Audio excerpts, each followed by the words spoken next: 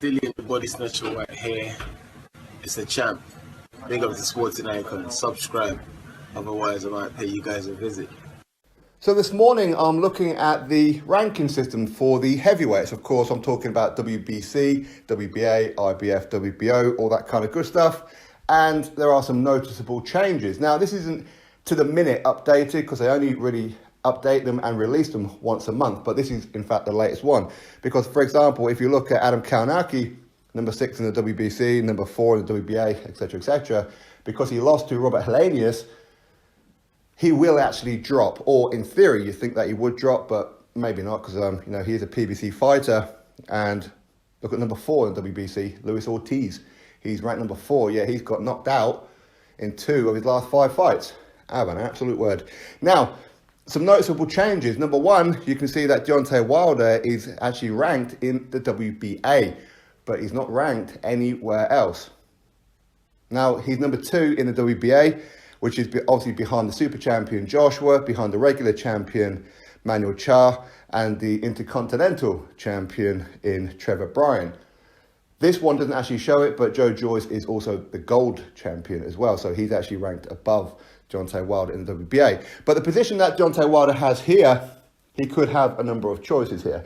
He could actually go fight, if he didn't fight Tyson Fury, for example, which we know he has activated the rematch. But if something was to happen and that he went, actually, you know what, I'm going to go down a different route, he could actually challenge Anthony Joshua. He could get himself into that position to fight Anthony Joshua, because the position that he's in right now, that would mean that when a mandatory is called for the WBA, which won't be next, by the way, because obviously IBF is next, which is why Kubrat Pulev is there. Then it'll be the WBO, which would be currently Alexander Usyk. And then back round to the WBA. It would actually be Deontay Wilder. It won't be Trevor Bryan, because Trevor Bryan is the mandatory for Manuel Charr. Okay.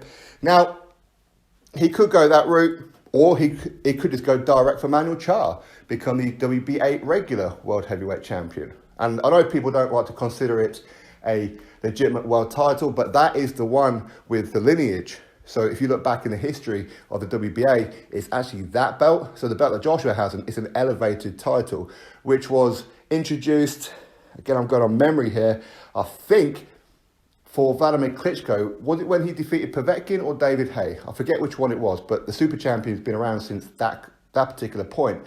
But the regular belt, that's the one with the history. He could go down that route. But he's not ranked in the WBC. Now, as we know, he has activated the rematch clause with Tyson Fury. But for him to get that fight, he needs to be ranked anywhere. It doesn't matter. He could be ranked number 15 if he wants, in order to get the world title shot. Because effectively, while it is a rematch and there are clauses and this, that and the other, he still needs to be ranked. These are the rules. This is effectively a voluntary for Tyson Fury. So for Tyson Fury to have a voluntary and defend the belt, it must be against a top 15 opponent. Currently, Wilder is not ranked. They'll probably slip him into number 1 where they're not rated, but the not rated is actually mandatory. That's usually where the mandatory is, which is why the IBF always do it as well. Usually, if a mandatory has just been fulfilled, for example, after June the 20th, if Joshua was to defeat Kubrat Pulev, number 1 and number 2 will be not rated. That's how they do it, because that's letting you know that 2 people need to fight for the mandatory position again at some point. That's how they do it. And of course, Dillian Whyte in the WBC, he is in fact the mandatory and the interim world heavyweight champion. So if anything was to happen with Tyson Fury, for example, if he can't fulfill the rematch with Deontay Wilder, then Dillian Whyte will actually replace Tyson Fury as full champion, and he will defend that belt against Deontay Wilder at the end of July, whenever it's going to be. So a bit of food for thought for that one. Now, it's an interesting one, the fact that the IBF and the WBO have not ranked Deontay Wilder. Is it because they look at his resume and went, dude, you're not very good? Is it that? Or is it because they know he's going to be getting a WBC world title shot, so in other words, no real point in ranking him? Could be that one. But of course, at the minute, Deontay Wilder, he is suspended for at least another 3.5 weeks because of him getting knocked out, stopped by Tyson Fury. These are the rules. The Nevada State Athletic Commission have suspended Deontay Wilder for 6 weeks from the date of when it happened.